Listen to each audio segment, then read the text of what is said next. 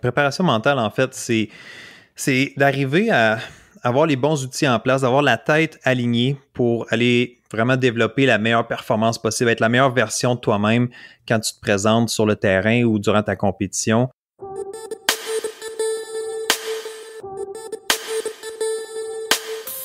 Bienvenue dans un nouvel épisode du podcast Biomécanique, le podcast qui vous aide à améliorer vos entraînements sportifs, à mieux comprendre votre corps, à devenir plus performant sans blessure et qui vous permet aussi de découvrir les secrets des athlètes et des spécialistes de leur domaine.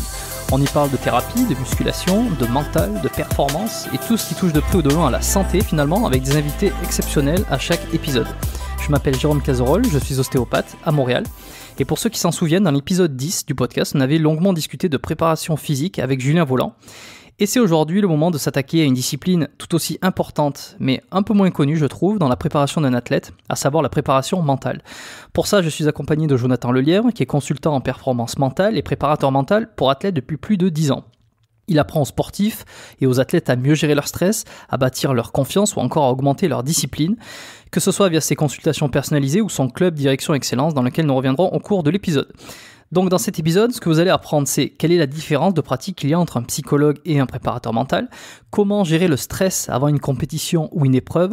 On va voir aussi des techniques afin de reprogrammer votre cerveau pour gagner, pour la victoire, et ne plus s'auto-saboter en compétition. Comment la visualisation va vous permettre d'être meilleur sans même pratiquer l'activité en question. Ça peut paraître étonnant, mais on en a parlé pendant plusieurs minutes. On va voir aussi des exercices concrets pour s'entraîner à devenir plus performant et on abordera l'effet de la musique sur votre cerveau. Comme à chaque fois, je vous laisse dans les notes de l'épisode le lien vers l'inscription à la lettre biomécanique que vous pouvez retrouver d'ailleurs à biomécaniquepodcast.com/lettre. En vous inscrivant, vous ferez partie de mes contacts privés, vous recevrez la lettre biomécanique une fois par mois. À l'intérieur de cette lettre, j'aborde une poignée de sujets autour de la santé et de l'entraînement. Mon but, il est de vous permettre d'améliorer votre pratique sportive, que vous ayez des résultats plus rapidement et que vous guérissiez de douleurs ou de blessures que vous ressentez actuellement. En gros, je livre mes meilleurs conseils d'ostéo pour que vous soyez au top de votre forme. Si ça vous intéresse, premier lien dans la description. Sans plus de transition, voici ma conversation avec Jonathan. Et quant à nous, on se retrouve en fin d'épisode. Jonathan, alors moi j'ai une question que je pose toujours à mes débuts, enfin au début des épisodes, à tous mes invités, et j'essaie de l'adapter un petit peu à chaque fois pour qu'elle reste de circonstance. Est-ce que tu te souviens, ou en tout cas est-ce que tu pourrais nous raconter ton premier souvenir, la première fois que tu as préparé un athlète, en préparation mentale j'entends, quel résultat tu as pu observer, comment ça s'est passé de ton côté et ton ressenti?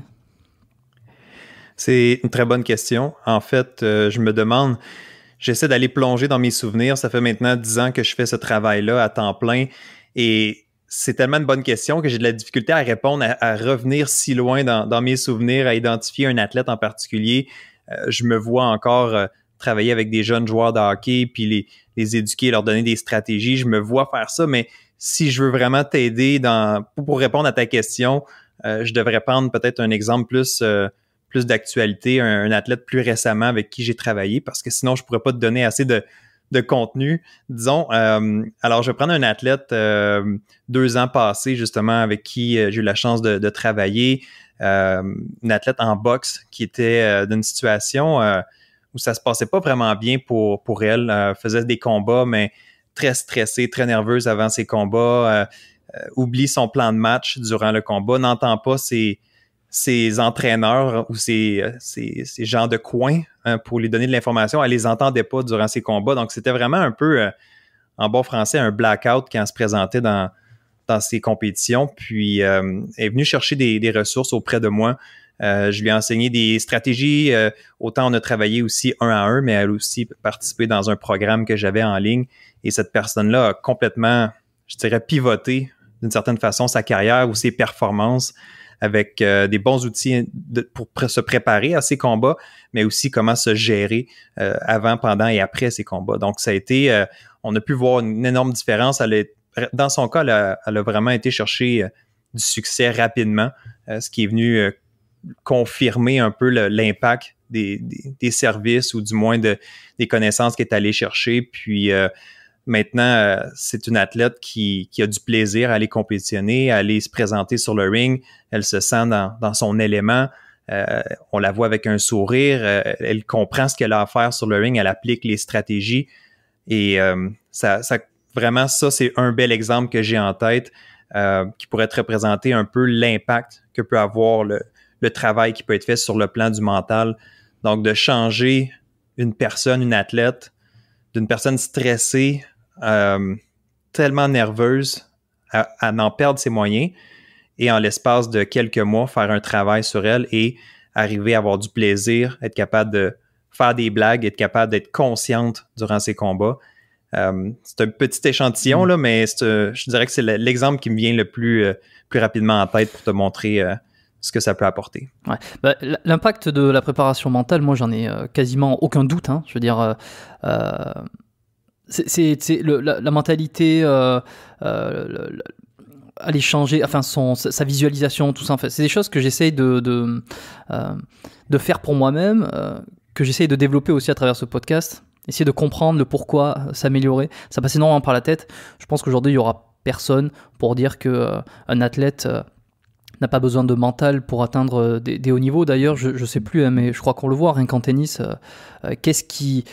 en tennis ou même dans n'importe quelle activité, j'imagine, tu vas pouvoir me confirmer. Qu'est-ce qui différencie finalement les top meilleurs joueurs? C'est rarement la technique, c'est rarement un petit truc. Ils ont tous un niveau de technicité incroyable, ils ont tous un niveau de travail et de préparation incroyable. Ça va beaucoup se jouer dans la tête. Je pense au tennis particulièrement parce que c'est un sport qui est individuel, qui demande beaucoup de concentration. Mais on va pouvoir se plonger justement dans toutes ces outils, enfin cette préparation mentale. Moi, je trouve ça passionnant. Mais pour revenir à la base, peut-être, parce que j'aurais peut-être moi-même, tu vois, déjà du mal à le définir. Qu'est-ce que tu appellerais préparation mentale? Comment on peut le définir exactement, ça? La préparation mentale, en fait, c'est d'arriver à avoir les bons outils en place, d'avoir la tête alignée pour aller vraiment développer la meilleure performance possible, être la meilleure version de toi-même quand tu te présentes sur le terrain ou durant ta compétition. Si on prend un exemple d'un joueur de tennis, parce qu'on t'a mentionné le sport, le tennis, je pense que c'est un sport qui est très demandant sur le plan du mental. Donc, ce qui fait la différence entre le top 10 au monde versus le reste, c'est souvent entre les deux oreilles. Alors, la préparation mentale vient solidifier tout ce que tu as comme acquis, physique, technique, tactique. Et c'est un peu peut-être le trait d'union de tout ça ensemble. Ça vient justement, ça vient solidifier tout ce que tu as fait comme travail. Et si cet élément-là, le volet mental, n'est pas présent ou n'est pas entraîné, ben les autres vont être affectés. Les autres éléments risquent de justement être moins présents, moins forts, et ce qui va nuire ultimement à ta performance. Alors, la préparation mentale, j'aime dire que c'est un des éléments essentiels d'être un athlète complet. Donc, il y a l'aspect physique. Il y en a 4. On va résumer ça en 4 composantes. L'aspect physique, l'aspect technique, l'aspect tactique et l'aspect psychologique ou le volet mental. Donc, si tu enlèves un de ces éléments-là, c'est sûr que tu viens de fragiliser ta performance et ton potentiel. Malheureusement, l'aspect mental, c'est souvent quelque chose peut-être qu'on oublie ou qu'on néglige plutôt de travailler. Certaines personnes ne savent juste pas comment l'entraîner, comment le développer, puis c'est tout à fait normal. On n'est pas tous experts nécessairement dans ce domaine-là. Par contre, de ce que je vois dans la clientèle sportive, ben, c'est souvent le dernier qui est travaillé ou qui est considéré. Alors, pour revenir à et toi, excuse-moi, mais toi, tu dirais qu'il faudrait que ça soit la première chose à travailler, justement? Non, je dirais...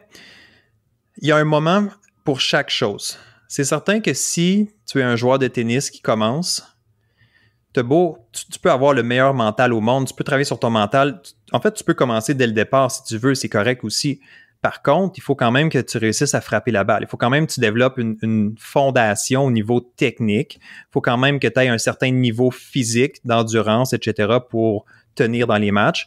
Donc, la préparation mentale, je crois qu'on commence pas assez tôt, pas suffisamment tôt, mais c'est pas une question de dire qu'il faut juste travailler cet élément-là ou qu'il faut négliger d'autres aspects. Donc, je reviens à l'idée de l'équilibre. Donc, il y a des moments pour travailler. Tu as mentionné tantôt, c'est un bel exemple. En fait, si on prend les meilleurs joueurs, peu importe, les meilleurs athlètes dans leur profession, dans leur sport, que ce soit au tennis ou ailleurs, tout le monde a des qualités physiques extraordinaires. Tout le monde a des qualités techniques. Tout le monde, au niveau tactique, stratégie, ont souvent des plans de match, ils ont des bonnes façons d'approcher la partie. Mais la différence dans ces gens-là, comme qui va réussir à se démarquer davantage, mais ça va être qui va être capable de livrer la marchandise quand ça compte. Qui va être capable de libérer tout ça, de vraiment se laisser aller dans sa performance, qui va être capable de rester fort dans les moments difficiles. Et là, évidemment, on parle de l'aspect mental. Donc, c'est vraiment à ce niveau-là. Donc, on a tous des habiletés, on a tous des qualités, on a tous un certain niveau de talent, d'expérience. Qui va passer devant l'autre? C'est celui qui va avoir les nerfs un peu plus solides. C'est celui qui va être mieux préparé, qui va être bien dans sa tête. Puis, finalement, la préparation mentale, c'est un peu ça. C'est d'être capable d'éliminer le plus possible les interférences qui peuvent nuire à ta performance. Donc, les interférences, ça pourrait être quoi? Est-ce que c'est le stress qui contamine ta performance? Est-ce que c'est le stress qui t'empêche d'être bien, d'être relâché, d'être en confiance durant tes compétitions? Est-ce que c'est plutôt au niveau de la concentration?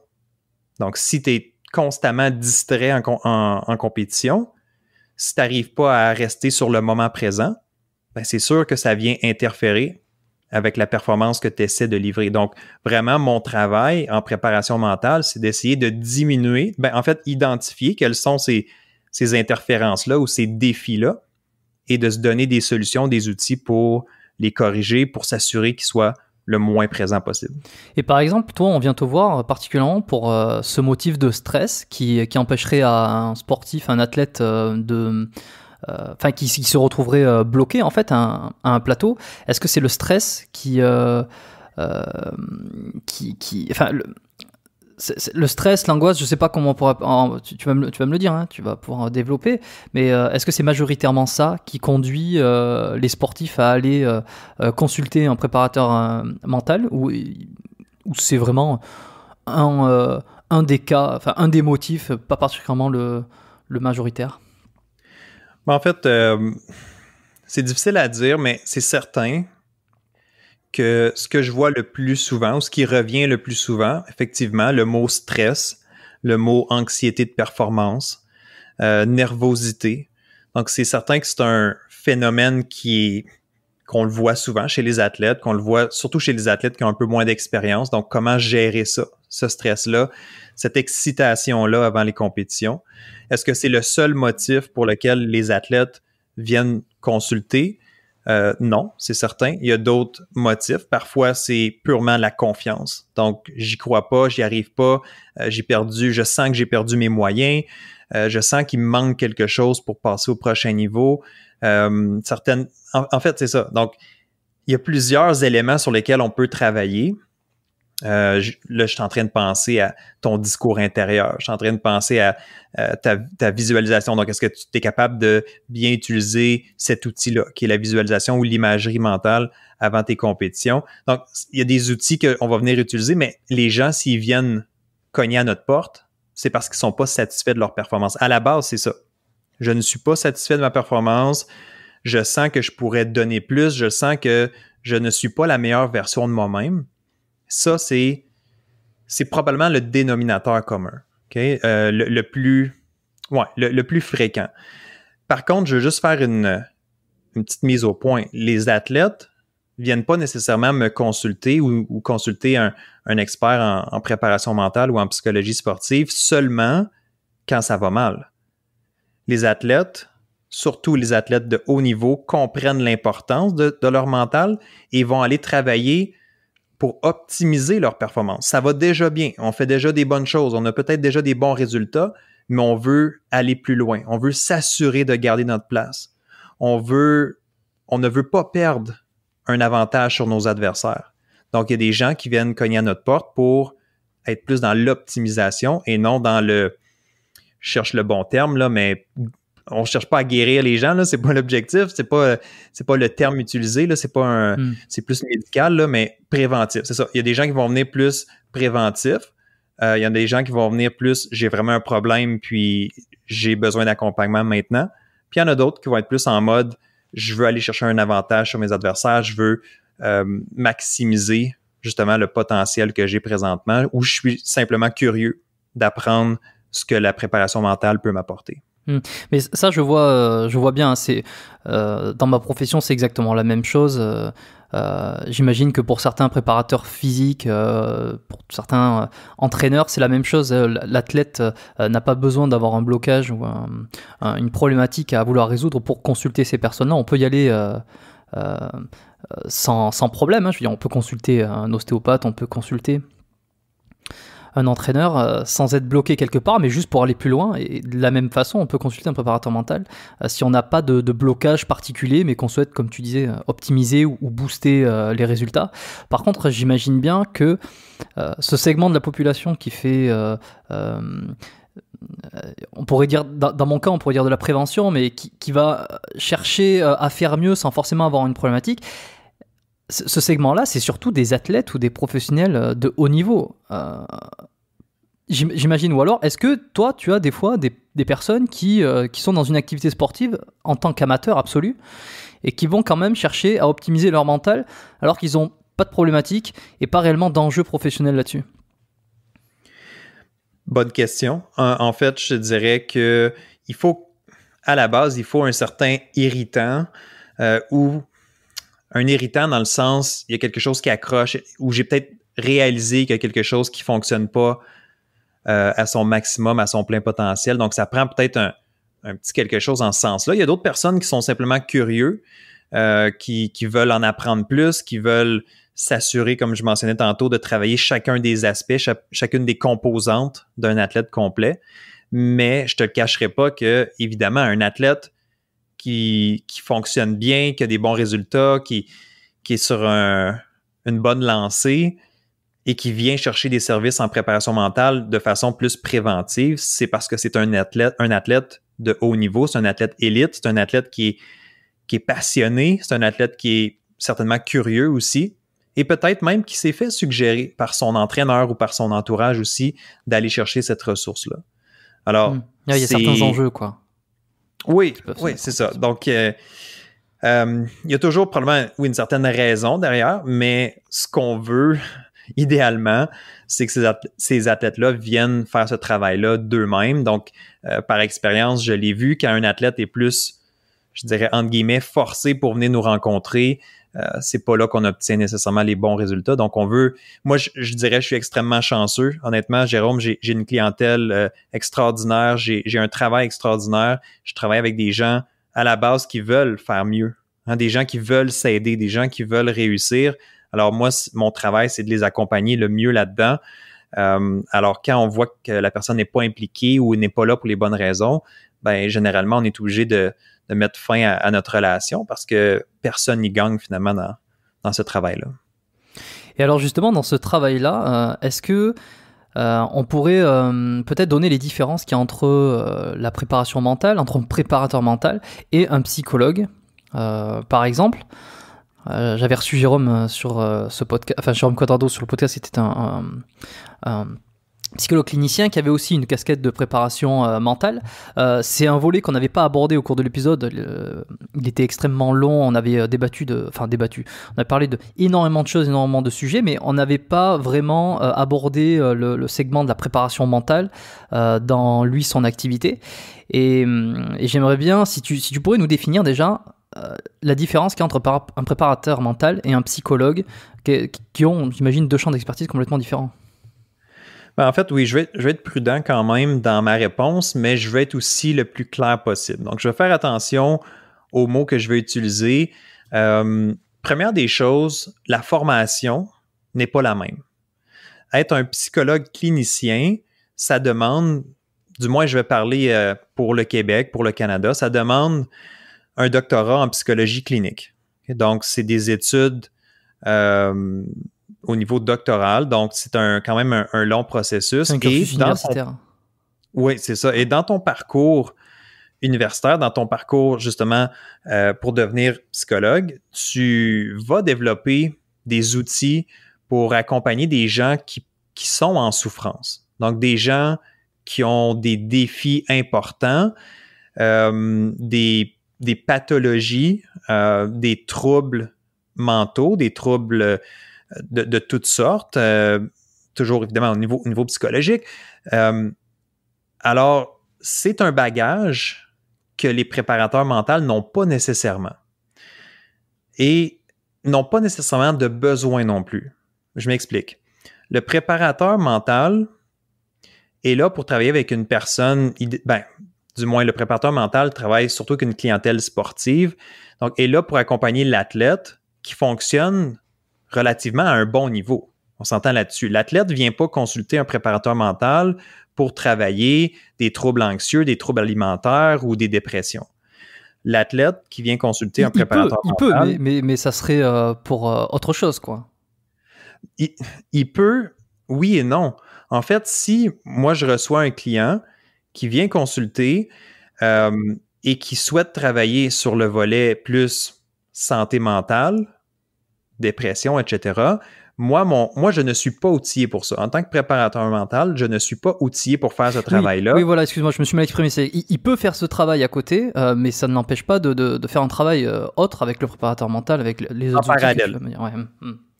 Oui, tout à fait, en parallèle. Donc, c'est ça. Donc, moi, mon rôle, évidemment, on ne s'improvise pas, on ne veut pas aller en dehors de notre champ d'expertise. Donc, mon rôle, c'est de référer cette personne-là à un psychologue clinicien et de dire, OK, tu as un trouble.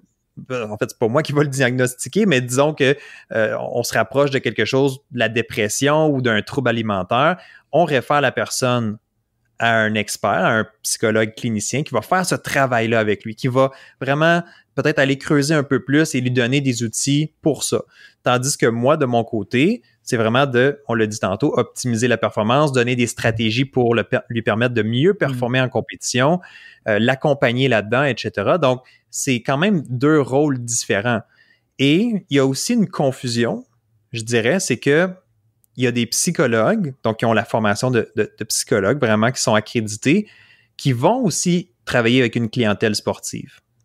Donc là, on va se dire psychologue sportif. Donc, il y a tout le bagage de santé mentale et d'accompagnement, mais il y a aussi peut-être le volet j'accompagne des athlètes. Mais là, le seul défi que je vois ici, puis il faut s'assurer d'aller chercher les bonnes personnes, c'est est-ce que cette personne-là a une bonne connaissance du monde sportif, de la réalité d'un athlète. Mais est-ce que c'est une formation supplémentaire pour ces psychologues ou alors c'est les outils qu'ils vont pouvoir utiliser avec les sportifs sont des choses qui leur ont été appris pendant leur formation universitaire? Je dirais que c'est plutôt par intérêt, c'est plutôt une spécialisation peut-être que tu vas faire dans ton doctorat. Par contre, je ne connais pas exactement les détails de tout ça, mais oui, bien sûr, non, mais c'était pour me situer. Si tu es un psychologue et que tu veux travailler avec des athlètes, il faut que tu comprennes le domaine sportif. Il faut peut-être même que toi, tu as fait du sport ou que tu n'es pas obligé d'avoir été un athlète élite ou olympien pour travailler avec des athlètes puis les accompagner, mais il faut que tu aies une bonne compréhension. Il faut que tu ailles chercher des outils. Il faut que tu comprennes l'environnement ou la réalité d'être un athlète de haut niveau. Alors, moi, j'ai aucun problème à ce qu'un psychologue clinicien veuille travailler aussi avec des athlètes, mais assure-toi de bien comprendre et d'avoir tout en main pour les accompagner. Si je reviens au préparateur mental ou en fait, le titre officiel que je devrais utiliser ou qu'on essaie de rendre un titre protégé au Canada et aux États-Unis, c'est consultant en performance mentale. Donc, dans notre rôle de consultant en performance mentale, nous, notre formation est vraiment axée sur la clientèle sportive, spécifiquement pour les athlètes. Donc, c'est vraiment... On parle que d'eux, on travaille, on fait des stages, on fait toutes sortes de choses pour se préparer spécifiquement avec cette clientèle-là, avec des outils, oui, de préparation mentale, de psychologie sportive. Alors, c'est encore une fois, juste pour clarifier, le psychologue va travailler peut-être plus avec quelqu'un qui a des besoins au niveau de santé mentale, essayer de le ramener à un niveau plus fonctionnel, je dirais, tandis que nous, en préparation mentale, on va travailler avec quelqu'un qui fonctionne encore une fois, relativement bien, oui, mais qui a des objectifs ambitieux et qui veut aller au prochain niveau. Mais ça, je comprends bien et c'est hyper clair. Et d'ailleurs, on pourrait faire le parallèle aussi entre, par exemple, l'ostéopathie et la médecine dans un sens. C'est-à-dire que quelqu'un qui viendrait me voir pour une douleur quelconque, en fait, si moi...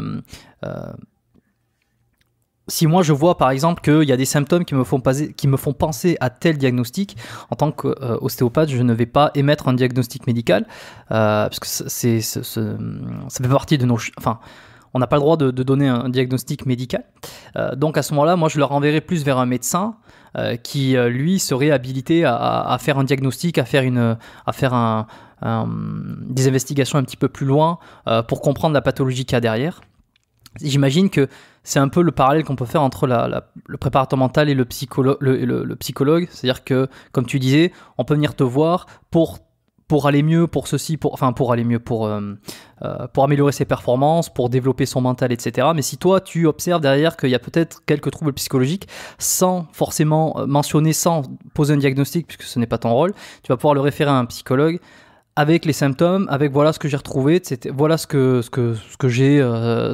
cette personne, ce patient, ce client a en tant que symptôme, ou voilà, je préfère vous le réorienter. Ça serait un petit peu le parallèle entre nos deux professions. Tout à fait. Sans connaître parfaitement ton rôle d'ostéopathe, je te dirais que le parallèle que tu as fait me semble juste. Et pour revenir à ce que je disais un peu plus tôt, l'athlète peut choisir de travailler en parallèle avec le psychologue et le préparateur mental, mais aussi il peut simplement choisir de dire « OK, je vais travailler avec le psychologue, je vais régler des choses et ensuite je reviendrai à un travail plus en psychologie sportive ou en préparation mentale. » Ouais, c'est très clair. Donc toi, tu es préparateur mental depuis 10 ans. Donc en une dizaine d'années, tu as dû en voir, tu as dû gagner pas mal d'expérience. Déjà, qu'est-ce qui t'a poussé à devenir préparateur mental, toi ? Est-ce que tu as eu un déclic, comme on dit, ou c'est venu progressivement ? Ben, en fait, oui et non. J'ai toujours été sportif, ça a toujours fait partie de ma vie, faire du sport. Moi, mon sport principal, plus jeune, là, vraiment très tôt dans ma vie, ça a été le hockey. Donc, ça a été le sport que j'ai pratiqué. J'étais gardien de but au hockey, qui est une position quand même particulière dans un sport d'équipe, mais un rôle quand même individuel d'une certaine façon, un peu comme le lanceur au baseball ou le quart arrière au football. Donc, c'est un rôle particulier. Peut-être que ça m'a déjà prédisposé à être un peu plus conscient de l'aspect mental.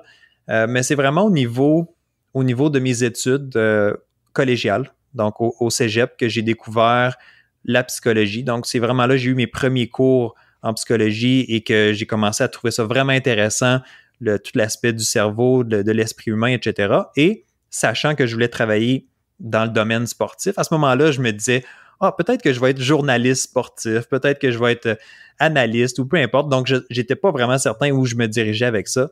Mais lorsque j'ai découvert, évidemment, la psychologie, où est-ce que j'ai accroché beaucoup et, ultimement, j'ai découvert qu'il y avait de la psychologie appliquée aux athlètes. Donc, à partir de ce moment-là, j'ai vraiment commencé à être curieux, à fouiller, à lire des livres, à m'informer. J'avais trouvé, je me souviens plus du nom d'une dame qui se disait, du moins, là, faudrait vérifier, mais psychologue sportive à l'époque, je l'avais contactée. Donc, j'avais vraiment comme creusé sur ce sujet-là pour voir qu'est-ce qu'il en était, puis c'est quoi ce rôle-là. Et c'était 10 ans passés, c'est plus que 10 ans passés, en fait, c'est plus comme 15 ans passés.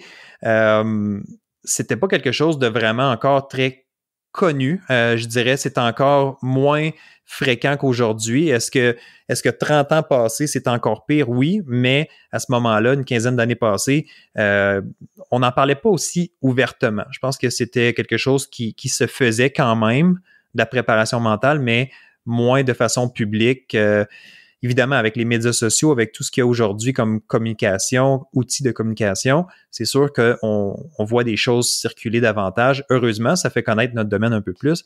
Mais c'est vraiment à partir de ce moment-là que j'ai décidé, c'est la combinaison parfaite. La psychologie, le travail auprès des athlètes, combine les deux. Et j'ai basé finalement mes études par la suite. Donc, j'ai enchaîné avec un bac à l'université en psychologie et une maîtrise en psychologie du sport ensuite. Et est-ce que toi, tu as déjà été coaché en préparation mentale? Jamais. Puis, à quelque part, c'est un peu un regret. C'est un peu en même temps une mission professionnelle que j'ai. C'est d'être capable d'offrir ce service-là au plus grand nombre d'athlètes possible. Parce que j'ai eu mes propres défis en tant que joueur de hockey, mais aussi j'ai fait d'autres sports par la suite de compétition. Mais avoir eu quelqu'un pour m'accompagner quand j'avais 12, 13, 14 ans probablement que j'aurais continué dans le hockey un peu plus longtemps. J'aurais eu des outils, j'aurais été un peu moins difficile sur moi-même. Et je partage souvent cet exemple-là parce que c'est celui qui est le plus frappant. J'ai participé à un camp de sélection. Je crois que j'avais 13 ans, 13 ou 14 ans à ce moment-là. Et je participais à un camp de sélection, donc j'étais sur la glace avec d'autres gardiens de but, d'autres joueurs de hockey pour faire l'équipe compétitive. Et j'ai fait, c'était une série de 4, 5 peut-être entraînements. Et après 2 entraînements, j'ai décidé que j'y retournais pas. J'étais vraiment en manque de confiance. J'y croyais pas. Je me comparais beaucoup trop avec les autres. J'étais négatif. Je me disais que j'avais pas ma place sur la glace. J'étais vraiment découragé. Puis j'ai eu peur de me faire couper finalement. Donc j'ai pris la décision moi-même de me retirer du camp. Plutôt que de me faire dire par les entraîneurs, Jonathan, t'es coupé, on se reverra peut-être l'année prochaine. Je voulais pas vivre ça. Je me suis littéralement coupé moi-même. Puis je l'ai regretté longtemps en fait, parce que durant cette même saison-là, je croise les entraîneurs un peu plus tard dans la saison, puis les entraîneurs qui évaluaient me demandaient qu'est-ce qui s'est passé, pourquoi tu n'es pas revenu, etc., etc. On aimait ce qu'on voyait et tout ça. Et ça m'a vraiment fait réaliser que j'aurais dû aller jusqu'au bout. J'aurais dû vraiment tenter ma chance, me faire confiance. Et on ne le sait pas. Dans ma tête, à moi de 13 ans, j'étais certain que j'allais être coupé. Mais c'est pas moi qui prends la décision, c'est les entraîneurs. C'est eux peut-être qui voyaient quelque chose. Peut-être que c'était pas si pire que qu'est-ce que moi je m'imaginais. Donc, c'est un bel exemple pour montrer à quel point avoir eu juste quelqu'un pour m'encadrer, pour m'aider à peut-être reformuler certaines pensées que j'avais dans ma tête, peut-être m'aider à booster ma confiance, à me donner des outils pratiques pour rester concentré durant la durée du camp plutôt que d'être dans le négatif, de broyer du noir et de croire que c'était donc horrible mes performances sur la glace. Alors, tout ça pour dire que j'en ai fait un peu, comme je l'ai expliqué, ma mission professionnelle, ma mission de vie, d'aider ces athlètes-là, d'accompagner, de m'assurer qu'il y a de moins en moins d'athlètes qui quittent leur sport, qui décrochent pour des raisons qui sont plus au niveau mental, au niveau d'orienter son esprit vers les bonnes choses. Alors, c'est ce qui me motive en fait à tous les jours. C'est ce qui me motive à accompagner la clientèle sportive. Puis, je garde toujours cette petite pensée-là d'un joueur de hockey de 13 ans qui s'est retiré lui-même juste parce que entre les deux oreilles, c'était pas clair, c'était pas assez solide, disons. Et là, tu parles d'une expérience personnelle. J'imagine que tu l'as retrouvée plus tard avec des clients. Je sais pas si client, patient, comment on dit Oui, des clients. Patient, peut-être plus volet justement médical, etc. Donc moi, je vais dire des clients, ouais. Ouais, donc ça, tu as pu le retrouver notamment chez des clients, ce qui t'a fait un feedback peut-être de pourquoi tu faisais ce métier et qui t'a conforté dans l'idée d'aider les athlètes sur des choses comme ça. On va pas forcément détailler là-dessus, mais est-ce que la préparation mentale, elle va différer en fonction des sports, en fonction des activités? J'essaie de rebondir un peu par rapport à ton histoire personnelle. Là. Tu disais que donc, toi, tu as eu un moment de non-confiance qui t'a fait arrêter le hockey donc, pour de mauvaises raisons. Mm-hmm. Est-ce que tu as remarqué que ce genre de problématique, ce genre d'attitude, de confiance en soi était spécifique ou alors plus souvent retrouvé dans tel type d'activité sportive? Est-ce que d'autres problématiques étaient plus dans d'autres activités sportives ou alors vraiment la préparation mentale, tu vas pouvoir la globaliser de manière générale, on va dire tous les athlètes, peu importe leur sport, ils ont leur même type de problématiques et de solutions qui peuvent les aider? Ma réponse à ça va être simple en fait. C'est que tu sois un athlète, que tu sois un artiste, un musicien, que tu sois un policier, un chirurgien, un astronaute, on a tous une performance à livrer. Peu importe le rôle qu'on joue, on a tous une performance à livrer et il y a un volet mental, un volet psychologique relié à ça. Alors, ça, c'est la première chose. Parce que, en fait, ma clientèle n'est pas seulement des sportifs. Je ne l'ai pas mentionné jusqu'à présent, mais les exemples que je viens de te donner, policiers, des pompiers, des astronautes. Non, j'ai pas eu d'astronautes jusqu'à présent, mais je sais qu'il y a des gens qui ont travaillé avec des astronautes en préparation pour leur mission. Mais musiciens, artistes, j'ai des artistes du Cirque du Soleil présentement avec qui je travaille. Donc, ils ont tous le même élément de j'ai une performance à livrer aujourd'hui dans le cadre d'une compétition, dans le cadre d'un spectacle, etc. Et qu'est-ce que j'ai de besoin pour être dans les meilleures conditions, justement, à livrer la performance? Maintenant, est-ce qu'il y a des spécificités pour chacune des disciplines? Je crois que oui, effectivement, et c'est important de comprendre, je mentionnais plutôt, de comprendre le contexte sportif, de comprendre c'est quoi la réalité d'un athlète, mais aussi de comprendre, disons, le hockey, c'est quoi la réalité? C'est quoi la culture dans ce sport-là versus le tennis, qui est un sport individuel, premièrement, le hockey, qui est un sport collectif. Mais tu vois, c'est exactement ce genre de choses auxquelles je pensais, si justement il y a des différences entre les sports individuels et les sports collectifs, par exemple, et donc tu réponds parfaitement à la question. Oui, tout à fait. C'est sûr que, on pourrait avoir deux grandes catégories, comme je viens de le mentionner, sport individuel, sport collectif, mais aussi, je répète, là, mais il y a une culture dans chacune des disciplines. Je ne prétends pas connaître chaque sport, chaque discipline. Par contre, j'ai travaillé avec tellement d'athlètes et de sportifs différents que j'ai un bon bagage présentement pour bien comprendre. Il n'y a pas beaucoup de sports qui me surprennent ou que je me sens moins à l'aise. Alors ça, c'est sûr que ça vient avec l'expérience. Mais à la base, j'aide un humain, j'aide une personne à livrer sa performance. Donc, même si je ne connais pas exactement le sport ou le contexte, bien, c'est sûr que dans notre travail, j'apprends à le découvrir. C'est sûr qu'il y a un partage qui se fait. Et je ne te cacherai pas que dans les premières années de carrière, j'ai appris beaucoup moi aussi. J'ai essayé d'enseigner le plus possible, d'accompagner le mieux possible mes clients, mais c'est certain que j'ai aussi reçu beaucoup en retour. Ça fait partie un peu de la réalité. Donc, alors, il faut être conscient de ça. Il faut être conscient que chaque personne est différente. Il n'y a pas une recette qui fonctionne pour tous et toutes, ça c'est certain. Donc, si tu arrives avec seulement ta stratégie, ta façon, puis tu dis que ça devrait fonctionner pour tout le monde, c'est une approche peut-être qui est un petit peu plus... Comment je pourrais dire ça?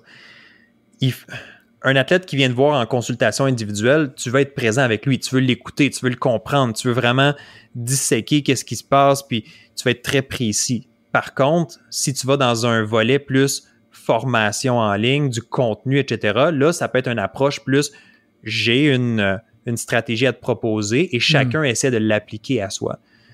D'ailleurs, c'est ce que je fais. J'offre différents services, on en parlera peut-être un peu plus tard, mais si je reviens à la consultation individuelle, c'est sûr que moi, je me concentre sur l'individu devant moi. Il n'y a pas une personne que tu peux... En fait, c'est ça. Chaque personne est différente. Chaque personne doit être considérée comme unique. Est-ce qu'il y a des stratégies que j'utilise avec la majorité de mes clients? Certainement. Il y a des choses qui reviennent, des concepts, des idées, mais on essaie vraiment de trouver ce qui est le plus appliqué pour la personne qui est devant soi. Non mais je comprends tout à fait. Ouais. Au-delà de l'idée de la personnalisation et que chacun est complètement différent, j'ai cette impression que on a affaire à de la psychologie humaine dans un sens et que elle reste quand même uniforme en fonction de toutes les activités. Il y a quand même des grandes tendances qui se dégagent sur la manière de penser, la performance, etc. Donc ça c'est intéressant parce que justement ça permet de développer une méthode qui va être plus ou moins adaptable à tous. Voilà. Après, c'est sûr que tu as toujours le niveau supplémentaire qui va être la personnalisation, où il va y avoir beaucoup plus de subtilité, où on va s'adapter complètement les outils, les ceci, les cela à la personne. Ce qui va être d'ailleurs l'objectif d'un coaching, l'objectif d'une consultation one-to-one. Mais c'est ça, hein, si je ne me trompe pas, on est quand même sur de la psychologie humaine et ça reste à peu près... Voilà, si je veux rester large, ça reste à peu près tout le temps les mêmes problématiques, on va dire. Ouais, je serais d'accord avec ça, avec cette affirmation-là. Toujours en laissant des nuances. Et alors, bon, je ne sais pas si tu sais, mais dans ce podcast, j'ai beaucoup parlé d'entraînement. notamment tout ce qui tourne autour de la musculation. J'ai reçu des athlètes, des bodybuilders, des coachs, des kinésios, etc. Kinésio en France, entraîneur, personal trainer, etc. C'est pas exactement les mêmes termes, enfin bon, on se comprend là. Et j'ai pas fini. Quel est le terme qui se rapproche le plus en France pour physiothérapeute? Est-ce que tu pourrais m'aiguiller là-dessus? Ouais. Kinésithérapeute en France, le physio. Ok, parfait. Et ce qui est assez marrant d'ailleurs, parce que en France on dit kiné, genre pour le diminutif de kinésithérapeute, et ici kiné est plutôt kinésiologue qui correspond à en France entraîneur. Donc bon, c'est voilà. Donc ouais, comme je disais, j'ai pas fini d'en recevoir des personnes qui sont des bodybuilders par exemple. Moi j'aime ça, j'aime bien ce sport, j'aime cette mentalité. Je suis extrêmement curieux en fait du bodybuilding et de, on va dire, l'entraînement physique. Et est-ce que tu penses que la préparation mentale, elle a un rôle hyper important pour ces gens-là, pour par exemple des Mister Olympia, pour des mecs qui font de la compétition, et on reste uniquement sur la musculation? Oui. Est-ce que j'ai une grande expérience avec cette clientèle-là? Je ne serais pas honnête de dire que oui. Par contre, j'ai eu quelques personnes que j'ai pu accompagner. J'ai un exemple en tête, du moins une personne qui avait à surmonter un certain... à peut-être bâtir sa confiance pour se présenter, je dirais, dans la portion sur scène. Je ne sais pas si on parle de la même chose, mais de se présenter devant les juges pratiquement à moitié nu pour être capable de montrer tout le travail qui a été fait pour se démarquer, etc. Donc, il y a un côté aussi très confiance en soi, être capable de démontrer cette assurance-là. Ça, c'est certain que c'est un volet qui est important. Si tu y crois pas, ton corps va te trahir, ton corps va montrer peut-être des signes. Alors, c'est important de commencer entre les deux oreilles. C'est sûr que tout ce qui est bodybuilding, puis entraînement et tout ça, même on pourrait inclure plusieurs disciplines, le CrossFit ou peu importe. C'est des domaines où est-ce que l'entraînement est très rigoureux.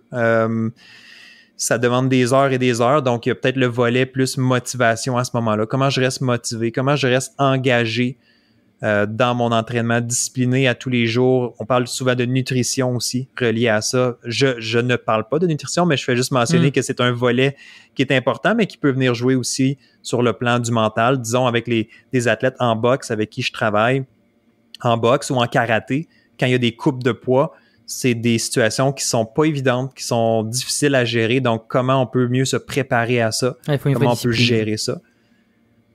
Oui.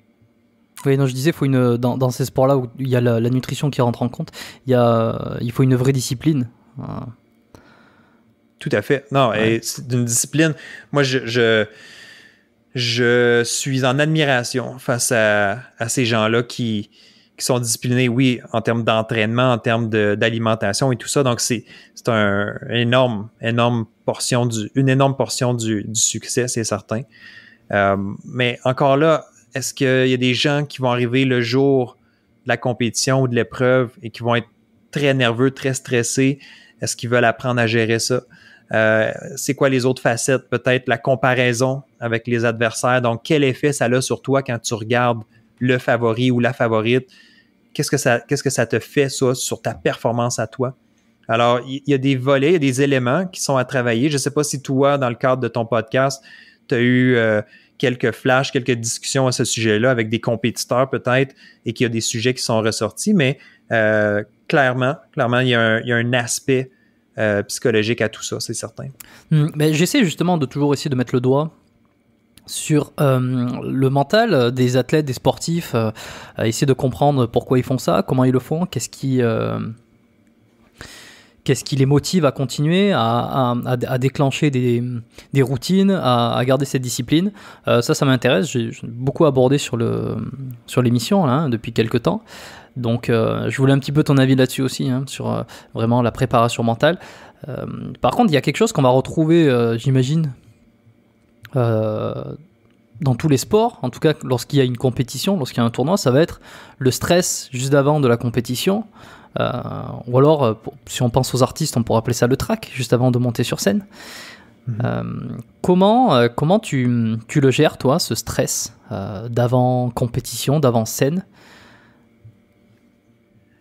Je te dirais qu'une des premières choses qu'il faut accepter que le stress va être là. Il faut accepter qu'il peut avoir de la pression. Il faut accepter qu'on soit un peu nerveux. Appelle ça du trac, si tu veux. Appelle ça.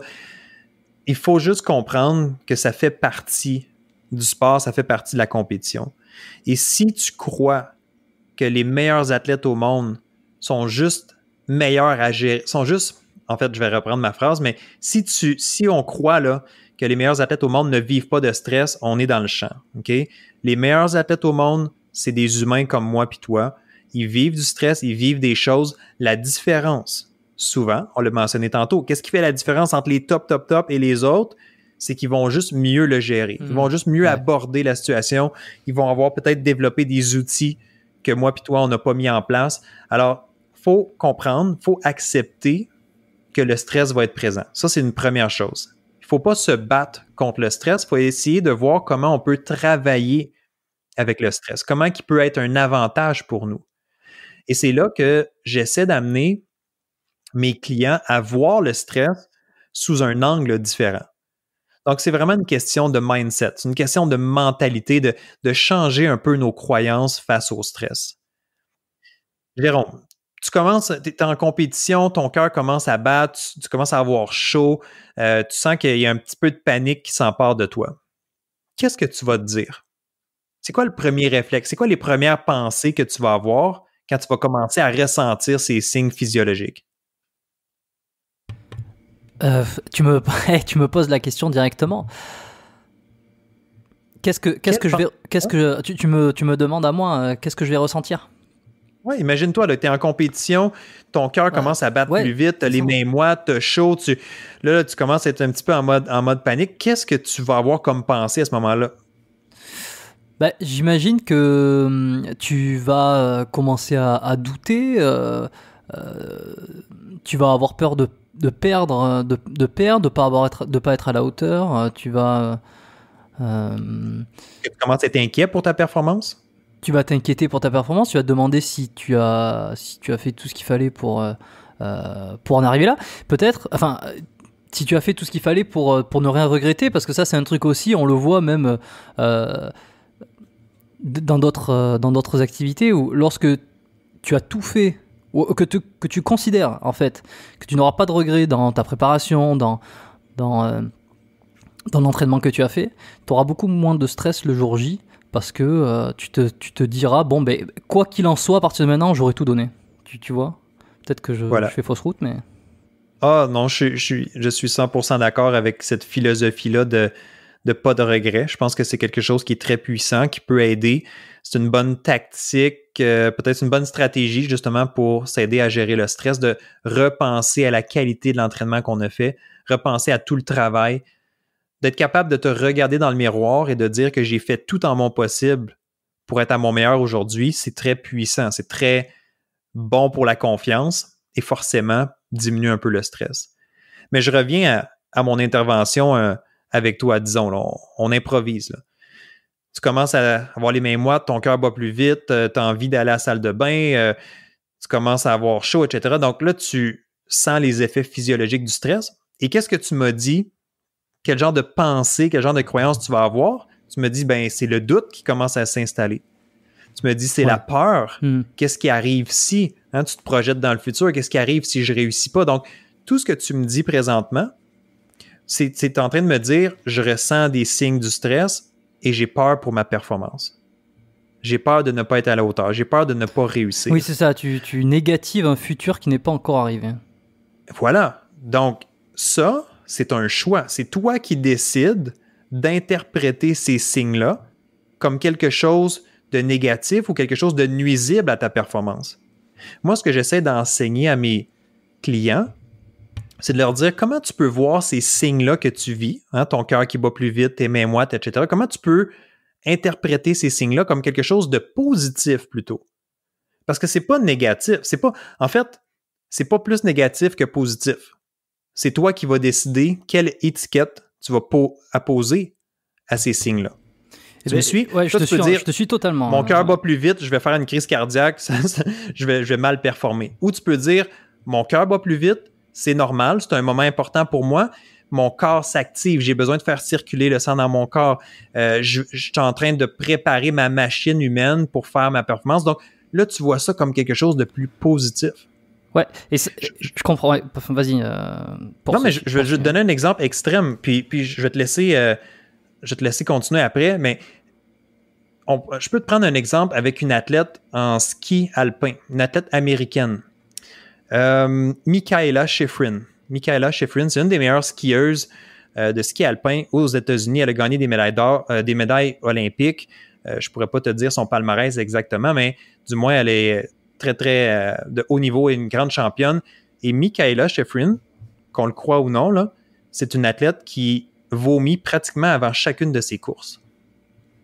Là, tu vas me dire, ouais, mais Jonathan, c'est pas positif. Comment tu veux que ça soit positif? Je comprends, c'est pas nécessairement bon pour elle. C'est pas le fait de vomir avant une course, c'est pas peut-être optimal pour ton corps. Mais au lieu de voir ça comme négatif, au lieu de voir ça comme je suis dans le trouble, ça va mal aller aujourd'hui, elle voit ça plutôt comme un élément libérateur. Elle se dit, OK, c'est mon signe pour dire maintenant je suis prêt, c'est derrière moi, c'est terminé, je m'en vais courser. Elle voit ça comme finalement quelque chose de plus positif parce qu'elle le vit quand même pratiquement à chacune de ses courses. Donc, c'est assez incroyable de juste voir la puissance de tes croyances, de ton esprit, ce que tu peux faire, simplement interpréter. Hein? C'est une question de perception des choses beaucoup. Donc, quand on parle de mindset, c'est ça. C'est le même phénomène pour deux personnes peut être vu de façon différente. Donc, pour toi, Jérôme, c'est la panique, je doute. Et pour moi, je me dis, ben non, c'est parfait, mon corps se prépare et je suis prêt à aller performer. Mais je comprends totalement l'idée de percevoir donc des symptômes physiques, des signes physiques d'une manière positive et non plus négative, à savoir j'ai le cœur qui bat, c'est négatif, donc je doute et donc il va se passer de mauvaises choses, etc. Mais plutôt j'essaie de reprogrammer le cerveau, en tout cas la perception de dire j'ai le cœur qui bat, c'est parce que j'ai le sang qui circule bien dans les veines, qui arrive bien jusqu'aux muscles, qui m'apporte tous les nutriments dans les muscles pour être le plus performant possible pour mon activité, etc. Donc vraiment l'associer à ce côté positif, ça, on va en tirer du bénéfice. Mais là où je vais avoir justement de quoi te demander un petit peu plus, c'est en sachant que ça passe beaucoup par les émotions, le stress, l'angoisse, le cœur qui bat, les idées qui se bousculent. Il y a énormément d'émotions, de peur, peut-être de tristesse, de pas avoir fait tout ce qu'il fallait. Enfin bon, tu vois l'idée. Hein, il va y avoir beaucoup d'émotions et ça, c'est très difficile à venir rationaliser. Tu vois, c'est un petit peu comme essayer de rationaliser une émotion. C'est extrêmement difficile. Et comment tu me répondrais à ça? Je dirais, une des premières choses, c'est d'être préparé à ça, de savoir que le jour de la compétition, c'est différent. Okay? C'est pas un entraînement, c'est pas, c'est quelque chose, évidemment, une compétition, généralement, on vit ça moins souvent que de faire des répétitions à l'entraînement. Donc, une journée de compétition, c'est particulier. Donc, d'accepter, de se préparer à vivre des émotions. On le sait qu'on va vivre des choses. Et comment on peut se préparer à ça? Une des stratégies qui est vraiment efficace, qui est pas nouveau nécessairement, donc je le mentionne. Tu vas voir que ce que je partage, mes trucs, mes stratégies, c'est jamais quelque chose c'est pas de la rocket science, hein? C'est pas des sciences à ne plus finir, c'est des choses simples parce qu'avec la simplicité, on peut réussir puis on peut faire mieux. Donc, la simplicité, ce que je propose le jour d'une compétition, c'est d'avoir une routine, d'avoir une espèce de plan de match de qu'est-ce que j'ai à faire 5 minutes, 10, 15, 1 heure, 2 heures avant ma compétition. Qu'est-ce que je fais? C'est quoi les étapes que je souhaite franchir? Qu'est-ce que moi je peux faire? Qu'est-ce que je contrôle pour m'aider à être dans les meilleures dispositions? Plutôt que d'arriver en compétition ou sur le lieu de compétition, puis juste être coincé dans tes émotions, être pris, être dérangé par tous les facteurs extérieurs, d'être un peu inquiet à savoir qu'est-ce que je fais, est-ce que je fais la bonne chose, quand est-ce que je m'échauffe. c'est sûr que là, tu restes coincé dans tes émotions, tu restes pris là-dedans, tandis que si tu arrives avec un plan précis, je me présente au lieu de compétition. Il va être 3 heures avant la compétition. La première chose que je fais, je me dirige au vestiaire, je vais faire telle chose. Ensuite, 2 heures avant, c'est le début de mon échauffement. Ensuite, c'est telle étape. Donc, quand tu as des étapes à suivre comme ça, c'est pas compliqué. C'est juste de les suivre. C'est rassurant de savoir que j'ai déjà planifié.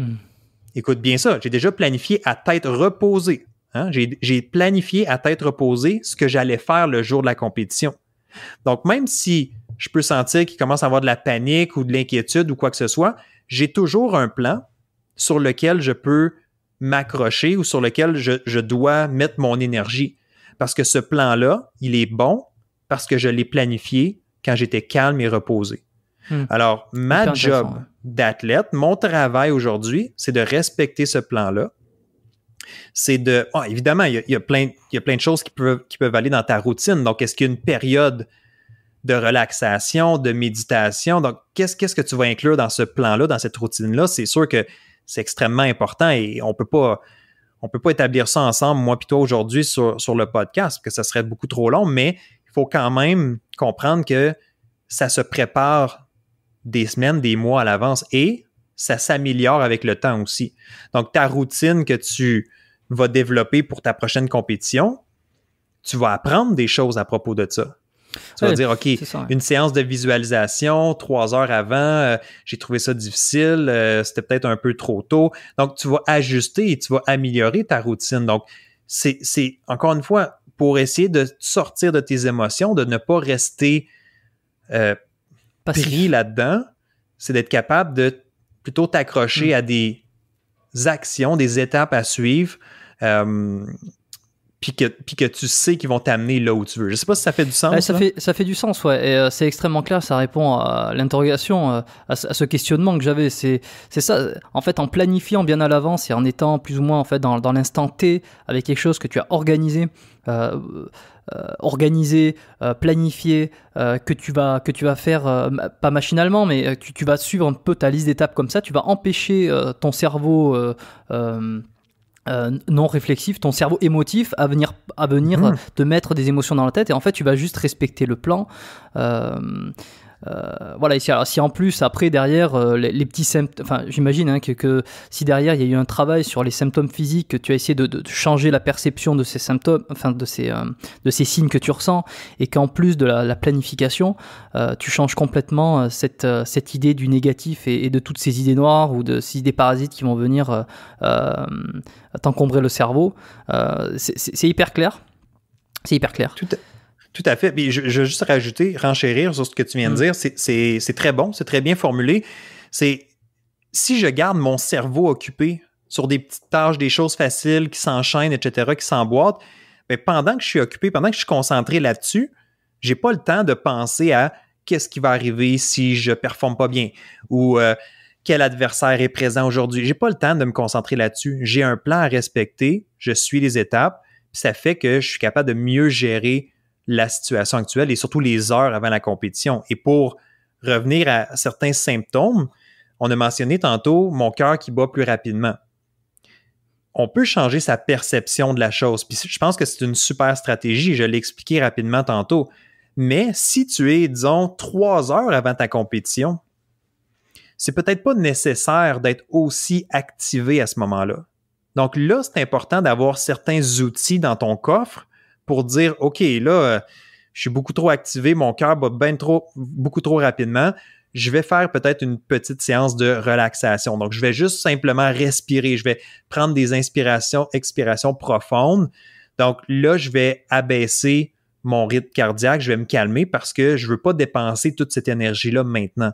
Mais quelques minutes avant la compétition, à ce moment-là, c'est peut-être correct que mon cœur bat plus rapidement. Je sais pas, tu me suis? Qu'est-ce que je veux dire? Tu vas essayer de travailler aussi sur tes sensations, sur ton corps, mais pas dans une condition mentale qui est remplie d'émotions déjà, où ça va être difficile de le contrôler. Oui, mais en fait, c'est ça, c'est qu'il y a des stratégies qui sont plus mentale. On parlait tantôt de croyances, de perception, de discours intérieur, mais il y a aussi des stratégies qu'on utilise dans notre domaine qui sont des stratégies, disons, de relaxation plus physiologiques. Donc, la respiration, la cohérence cardiaque, la relaxation musculaire. Donc, il y a différentes choses qu'on peut faire et c'est à toi de savoir ou d'apprendre quand est-ce que je vais utiliser telle ou telle stratégie. Donc, juste pour finaliser mon exemple, pour que ça soit clair, juste en fait résumer, si tu te lèves le matin, tu es 4 heures avant ta compétition, tu n'as pas besoin d'être activé, tu n'as pas besoin d'être intense, ton cœur n'a pas besoin de battre aussi rapidement. Alors, à ce moment-là, c'est peut-être une bonne idée, oui, de regarder tes croyances, de voir qu'est-ce qui se passe, mais aussi d'utiliser une technique de relaxation que tu auras pratiquée longtemps à l'avance et non une technique que tu utilises pour la première fois. Donc, c'est un peu c'est un casse-tête d'une certaine façon, mais en faisant le bon travail, le bon entraînement, la bonne préparation avec quelqu'un qui peut t'accompagner là-dedans, ça peut faire littéralement des miracles. Et parmi tous ces outils, donc on en a évoqué quelques-uns, la planification, les routines, la respiration et la cohérence cardiaque. Moi, il y avait un outil qui, je pense, est peut-être l'un des plus connus. En tout cas, moi, c'est celui qui me venait le plus vite en tête quand je pense préparation physique, je pense visualisation. J'aurais aimé en discuter un tout petit peu parce que c'est un truc qu'on entend énormément, qui est quand même à la mode, la visualisation. On se demande si c'est pas aussi à la mode, à la mode dans le sens où ça fait bien de dire qu'on fait des exercices de visualisation. On en a pour le sport. Je sais pas si ça vient du sport, si ça vient de l'entrepreneuriat, si ça vient de n'importe quelle discipline, j'en sais rien, mais on entend beaucoup parler. Et je voulais savoir si toi, de ton côté, tu trouvais que ça avait un réel impact, la visualisation, sur les performances d'un athlète. Tout à fait. En fait, tu as mentionné de préparation physique, tu voulais dire préparation psychologique, là, évidemment, là, dans ton préambule, mais effectivement, la visualisation, c'est un outil et je devrais peut-être faire attention. Je crois que le terme le plus approprié, c'est imagerie mentale. Je pense que c'est devrait être le terme qu'on utilise le plus parce que le mot visualisation est peut-être utilisé à différentes sauces. Tu as mentionné de l'entrepreneuriat, de se faire un vision board, on a déjà entendu ça, donc un tableau de visualisation, de voir ses rêves, etc. C'est pas la même chose que faire de l'imagerie mentale spécifique pour notre sport ou pour une exécution d'un mouvement. Alors, je ne peux pas aller trop en détail dans la théorie parce que c'est pas l'objectif aujourd'hui, mais c'est sûr que l'imagerie mentale, c'est un outil extraordinaire quand il est bien compris et surtout bien pratiqué. Je te dirais, Jérôme, la chose que je vois le plus, comme la plus grande erreur que je vois chez les athlètes à propos de l'imagerie mentale, c'est qu'ils ne pratiquent pas de façon régulière. C'est une habileté.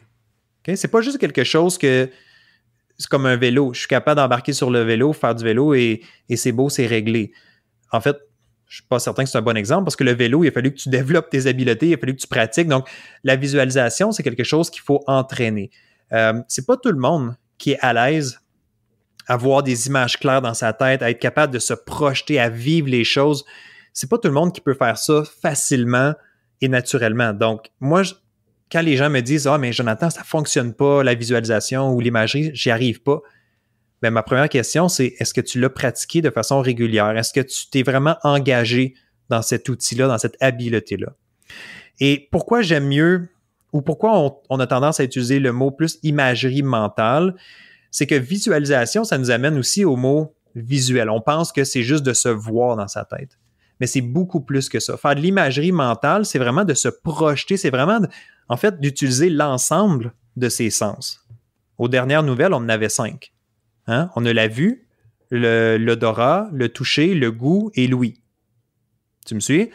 Alors, quand je fais de l'imagerie mentale et que je me vois en train de pratiquer mon sport ou de faire une répétition de ma discipline, tu veux essayer d'intégrer le plus de sensations possibles. Je vais prendre l'exemple avec un joueur de tennis pour que ça soit plus facile. Pardonne-moi si ton audience est moins axée sur le tennis, mais non, c'est bon. Si je me vois sur un terrain de tennis, oui, je veux me voir faire l'action, mais est-ce que je ressens aussi le contact de la balle sur ma raquette? Est-ce que je ressens la vibration? Est-ce que j'entends le son de la balle. À la limite, est-ce que je sens l'odeur de la balle de tennis? Bon, tu vas me dire, c'est peut-être un peu exagéré, mais une balle de tennis, pour ceux qui connaissent, ça sent quand même quelque chose de particulier. Donc, il y a toute une atmosphère, un environnement que tu veux mettre dans ta tête pour que ce soit le plus crédible possible. Là, tu vas me dire, mais le goût, comment on fait pour... Je comprends, il n'y a peut-être pas un goût, là... t'es pas en train de manger un citron, là, mais ça peut être, peut-être le goût ta sueur qui coule sur ton visage. Bref, des fois, on peut essayer d'aller aussi loin que ça. Ouais. Vas-y. Ouais, non, je disais, ou alors de la boisson énergétique au changement de côté. Voilà, tout à fait. Donc, ce que j'essaie de dire, c'est que tu veux essayer de reproduire dans ta tête le plus fidèlement possible ce qui se passe en réalité. Et la beauté avec la visualisation ou l'imagerie mentale, c'est que ton cerveau ne fait pas vraiment la différence entre les deux. Ne fait pas la différence entre je viens de le faire pour vrai ou je viens simplement de le faire dans ma tête. Ton cerveau emmagasine l'information. Ton cerveau, il prend ça. Il va stocker ça dans ta tête à quelque part.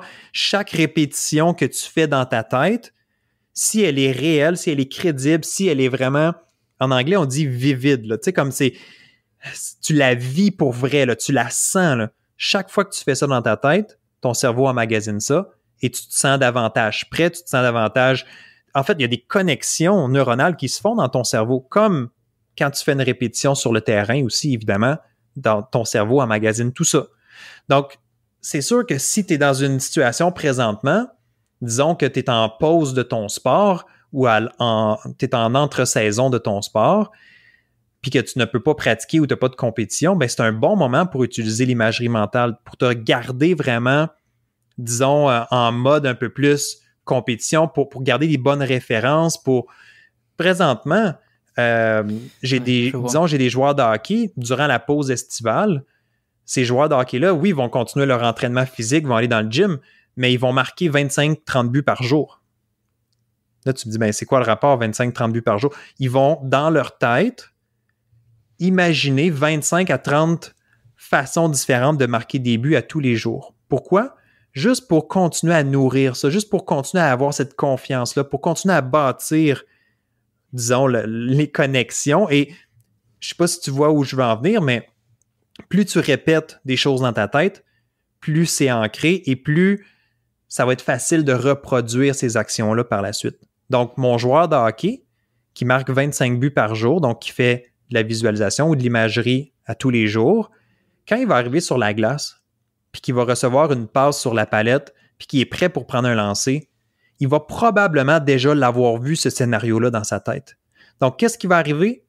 Rapidité d'exécution, confiance à faire le geste, moins besoin de penser ou de réfléchir. Donc, tout ça fait qu'il augmente d'une certaine façon ses chances de réussir à marquer le but. Ok, c'est extrêmement clair. Et effectivement, et ça, c'est peut-être quelque chose qui est encore oublié, ou en tout cas, on n'y pense pas tout le temps. Et moi, le premier, j'y pensais pas là, jusqu'à que tu en parles, que tu le dises et que tu le décrives. Et ça me paraissait extrêmement limpide. Et c'est ça, c'est que jouer sur plusieurs, comme tu l'as dit, la visualisation, auditive, visuelle. Du toucher, de l'odorat, etc., du goût, en fait, ça va encore plus renforcer les connexions dans les synapses. Donc ça va ancrer dans le cerveau plus facilement et de manière et plus longtemps, en fait, le geste ou ce que tu es en train de t'imaginer en réalité. Et c'est un peu l'idée de se dire, et c'est marrant parce qu'on est on est en pause actuellement puisqu'on enregistre cet épisode pendant le confinement, mais les salles de sport sont fermées, les gyms sont fermés pour l'instant. Et par exemple, une des façons intelligentes d'utiliser là, par exemple, je sais plus comment tu appelais, l'imagerie mentale, voilà. Une bonne façon d'utiliser l'imagerie mentale dans les conditions dans lesquelles on est actuellement, où on ne peut pas s'entraîner tous les jours avec les bons mouvements. Je prends l'exemple du bench press, du développé couché, que la très grande majorité d'entre nous ne peuvent plus faire s'ils avaient l'habitude de le faire en salle de sport, en gym. C'est par exemple d'essayer régulièrement de se modéliser en tête le mouvement pour éviter d'avoir trop de pertes techniques sur le mouvement. Je sais pas, ça paraît beau dit comme ça, et tu vas me corriger, mais tu t'imagines prendre la barre, tu t'imagines mettre les poids, prendre la barre, ressentir la barre, peut-être l'odeur du gym, faire le mouvement, t'imaginer ce que tu vas ressentir dans les muscles lorsque tu as la barre qui va venir toucher ta cage thoracique. Qu'est-ce qu'on a, le goût, bon, peut-être je sais pas, de la boisson que tu bois, etc. Ça va, dans un sens, aider ton corps à garder le message nerveux, ou en tout cas la technicité, toute je sais pas moi, la modélisation du cerveau qui te permet de réaliser cet exercice. Ça va te permettre de le garder plutôt que si tu arrêtes le mouvement et que tu n'y penses plus du tout. En fait, oui, puis j'aime entendre d'autres personnes expliquer ou le mentionner dans d'autres termes. Donc, je trouve ça le fun parce que moi, j'ai mon propre vocabulaire, j'ai mes façons de le présenter. Donc, j'aime beaucoup comment t'as présenté aussi ou comment t'as paraphrasé un peu ce que j'ai mentionné. Mais et surtout, oui, effectivement, dis-moi si je me trompe corps sur certains trucs. A une mémoire musculaire, on le sait. Donc, c'est dans notre cerveau, à force de faire des répétitions d'un mouvement, d'un geste technique, on vient qu'on le maîtrise et qu'à un certain point, on n'a plus besoin d'y penser aussi de façon consciente. Donc, je reviens à ton exemple de bench press. C'est certain que si tu ne fais pas de bench press pendant 2 mois et que tu fais aucun autre exercice pour les pectoraux, je peux pas te dire que l'imagerie mentale va compenser pour l'aspect musculaire. Évidemment, c'est pas ça qu'on est en train de dire. Par contre, ce que tu as mentionné ou ce que tu as précisé, c'est très bon. C'est le volet plus technique de la chose. Donc, est-ce que je me vois faire des répétitions, m'assurer d'avoir la bonne technique appropriée, de continuer un peu de développer justement ces connexions-là, comme tu le mentionnais. Alors ça, oui, c'est possible de le faire. Par contre, je reviens quand même à mon point initial. C'est quelque chose qu'il faut pratiquer, qu'il faut y croire, qu'il faut faire de façon régulière. Ouais, non, mais t'as raison, il faut le faire, faut le pratiquer comme n'importe quel entraînement. Mais ouais, non, mais tu vois, j'avais parmi mes questions, moi, l'envie de te demander un petit exercice concret ou quelque chose que les auditeurs pourraient expérimenter. Je trouve que là, on tombe parfaitement dessus. Hein.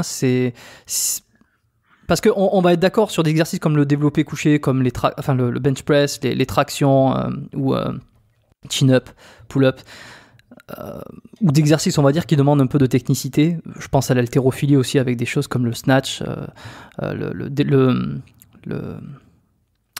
j'ai plus les termes, mais en tout cas des mouvements d'haltérophilie. C'est extrêmement technique. Ce qu'on va perdre en premier, ça va être la force, ça va être la coordination musculaire, ça va être la technicité. Et évidemment, si le confinement se prolonge pendant 1 an entier, avec toute la meilleure volonté de s'imaginer ou de se faire le mouvement dans sa tête, ça va pas compenser, je suis d'accord, mais enfin, c'est ce qui paraît logique si on prend un peu de recul, mais par exemple, pour une période de 1 à 2 mois, ce qui est plutôt gérable, effectivement, il va y avoir de la perte musculaire, il va y avoir de la perte de plusieurs paramètres qui vont faire que l'exercice va être effectué, mais on peut essayer de conserver un peu de technique, un peu de schéma neuronal, allez, on va appeler ça comme ça, hein. Les pros pourront me corriger, mais ça va permettre sur une petite période d'arrêt comme ça de conserver tout ce qu'on peut d'un point de vue technique et schéma moteur, on va dire, voilà.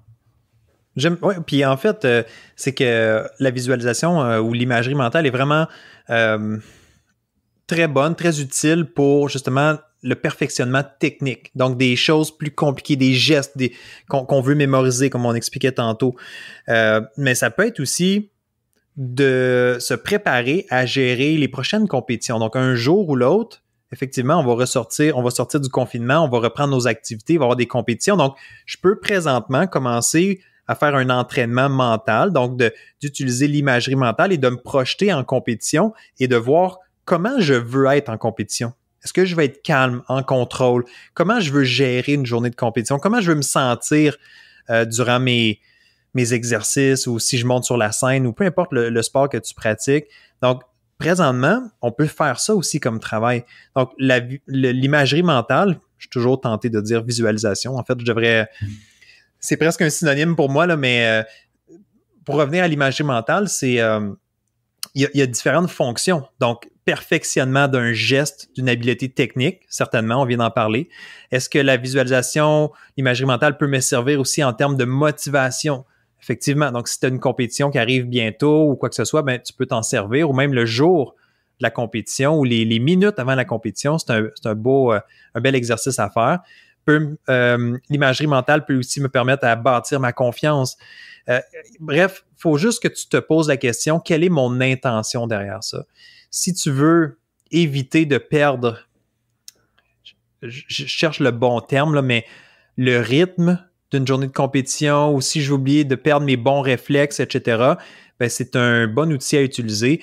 Puis, ma suggestion pour les gens qui voudraient utiliser ou commencer à pratiquer l'imagerie mentale, je vous suggère de commencer avec des choses simples. Commencez de simple vers complexe. Si vous commencez à visualiser dans un contexte de compétition, avec du bruit, avec des juges, avec des adversaires, au départ, c'est difficile de faire ça. Donc, commencez avec des choses super simples. Puis des choses super simples, ça peut être aussi simple ou banal que de se visualiser dans sa maison, de marcher du salon à la cuisine ou de la cuisine à notre salle à coucher. Donc, de juste entraîner, perfectionner cette habileté-là de se voir dans la tête, de ressentir ses pas quand on marche, c'est quoi les détails que je vois. Quand je me dirige vers ma salle, ma chambre à coucher, par où je dois passer? Est-ce que je dois monter un escalier? Est-ce que quelle couleur est le plancher, etc. Donc, de juste commencer à favoriser, parce qu'on a une imagination qui est très puissante. On s'entend là-dessus. Là. On est très, très bon à imaginer puis à se projeter et tout ça. Mais quand on veut contrôler ce message-là, quand on veut le diriger vers, disons, un geste technique ou une compétition ou quoi que ce soit, c'est pas aussi facile qu'on le croit. Donc, de commencer, entre guillemets, de s'entraîner avec des exercices de base, comme j'ai expliqué. Moi, celui que j'aime beaucoup faire, c'est imaginez-vous que vous arrivez à la maison.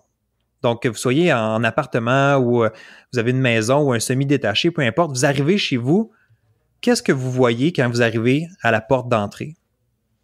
Et là, j'invite les gens, OK, parfait, tu vois la porte est de telle couleur, il y a une fenêtre, parfait. Rentre chez toi, ferme la porte, et là, qu'est-ce que tu vois à partir de là?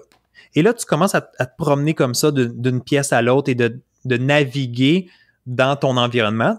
Puis ce qui est le fun, c'est que c'est un environnement que tu connais. Évidemment, tu es dans ta maison, spécialement ces temps-ci, un peu. On est très, très souvent à la maison, donc on connaît très bien notre environnement.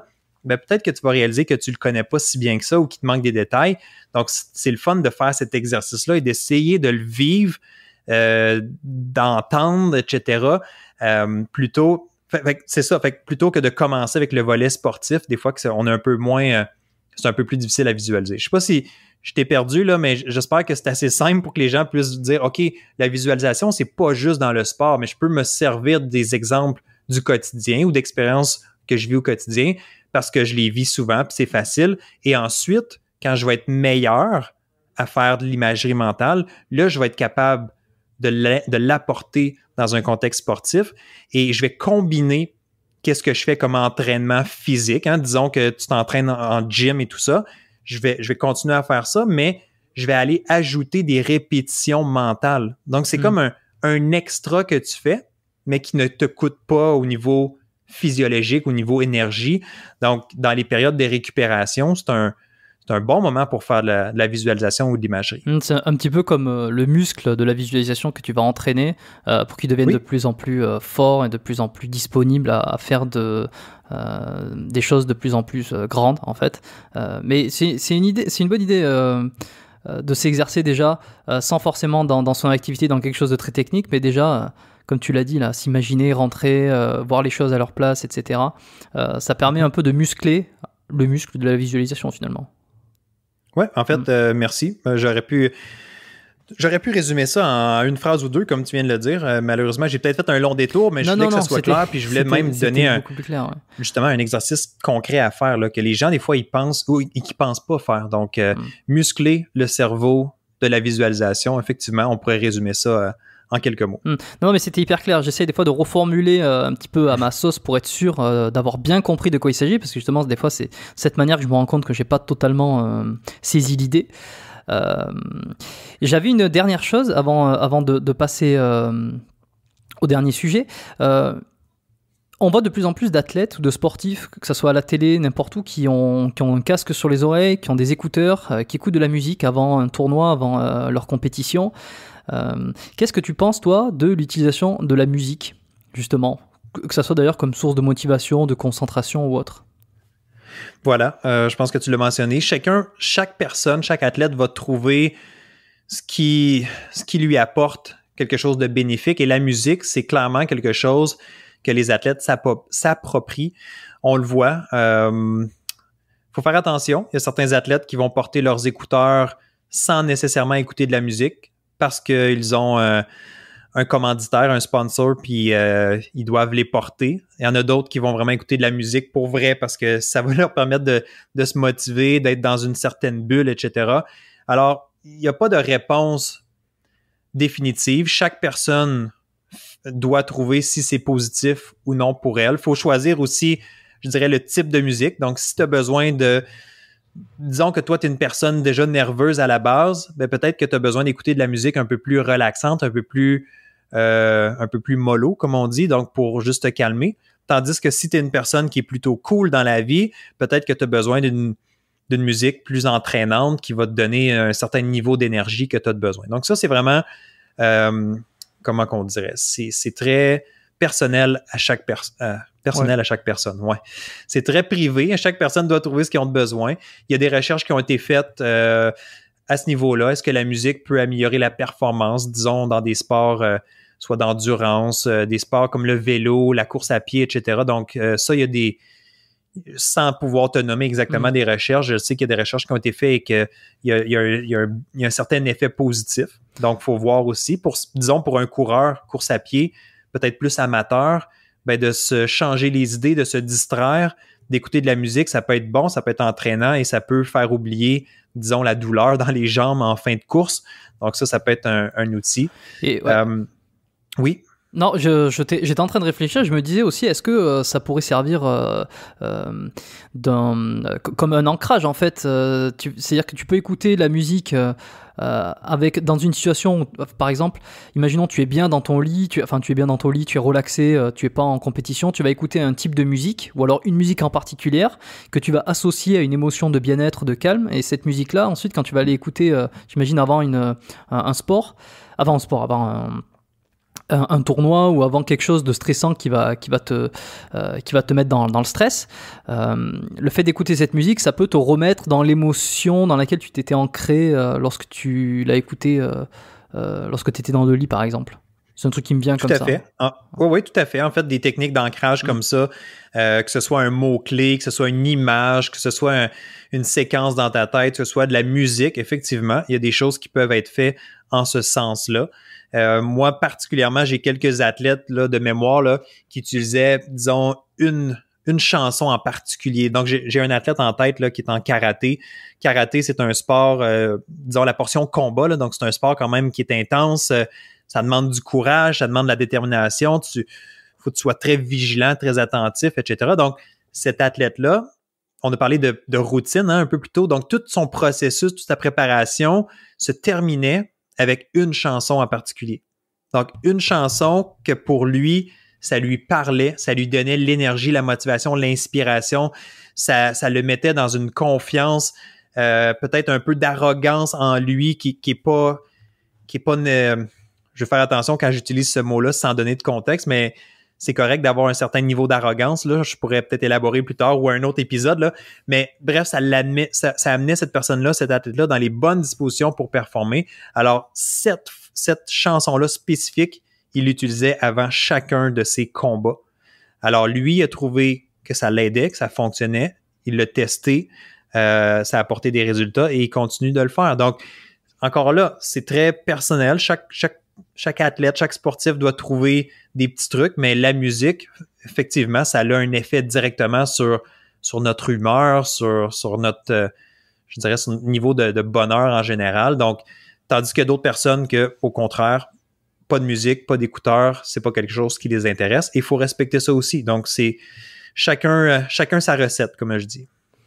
On a mentionné énormément d'outils, de techniques. Là, je pense que les gens, les auditeurs auront davantage d'informations, davantage de connaissances sur tout ce qui est préparation physique et à quoi ça sert, pourquoi et comment on peut l'utiliser. Enfin, même si le comment, on va y venir, parce que toi, ça fait 10 ans alors que tu pratiques cette discipline. Tu as vu énormément d'athlètes, pas que des athlètes aussi. Tu m'as parlé d'artistes. Tu as réussi, pour le coup, à condenser on va dire, l'ensemble de ta méthode sur une plateforme. Si je ne me trompe pas, tu m'as dit que tu avais énormément travaillé ces dernières semaines, ces derniers mois sur la mise en place de ce club. Est-ce que tu pourrais en parler un petit peu? Je pense qu'il y a des gens qui pourraient être intéressés. Tout à fait. En fait, ça s'appelle le Club Direction Excellence. Donc, le diminutif, c'est CDE. Donc, si je mentionne CDE plusieurs fois, c'est pour faire référence au Club Direction Excellence. C'est un projet, en fait, que j'ai démarré en 2018. Et tu l'as quand même bien expliqué dans le sens que je me suis arrêté, j'ai pris mes meilleures idées, mes 10 années d'expérience, tout ce que j'ai fait avec mes clients, tout ce que j'ai fait en conférence, tout ce qui fonctionne, les meilleures stratégies. En fait, je me suis arrêté et je me suis dit, Jonathan, qu'est-ce que tu enseignes le plus souvent et qui a le plus d'impact pour tes clients? Et j'ai mis ça dans un format une formation, en fait, avec différents modules et ça m'a amené à créer 12 modules de préparation mentale. Donc, chacun des modules contient une thématique spécifique à la préparation mentale et je les ai placés dans un ordre que je crois le plus logique. Donc, dans un ordre chronologique. Qu'est-ce que tu devrais développer en premier jusqu'au dernier? Mais sont tous importants.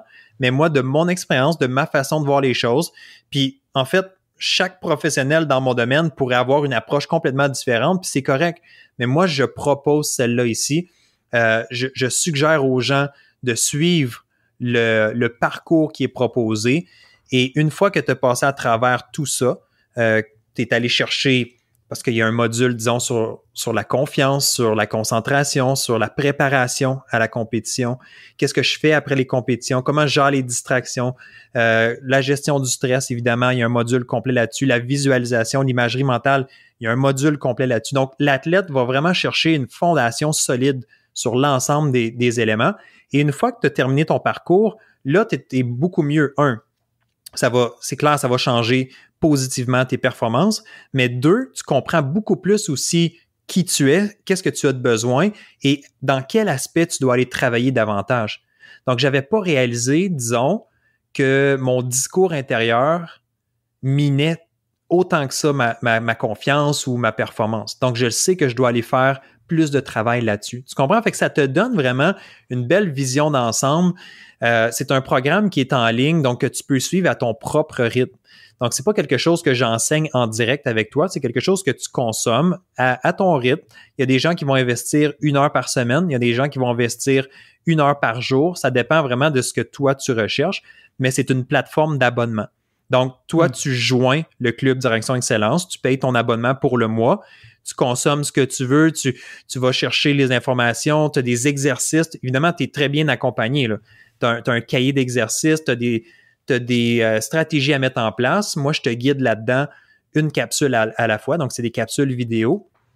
Et aussi, à travers tout ça, bien évidemment, il y a un soutien qui est là. Donc, moi, je suis aussi disponible pour des appels en direct. Je fais des séances de questions-réponses. Donc, il y a toutes sortes d'accompagnements pour m'assurer que les membres, non seulement ils consomment le contenu, mais aussi qu'ils puissent appliquer, que je puisse répondre à leurs questions. Donc, c'est vraiment justement, j'ai appelé ça le Club Direction Excellence. Je veux que les gens voient comme on est là pour s'accompagner, pour s'aider.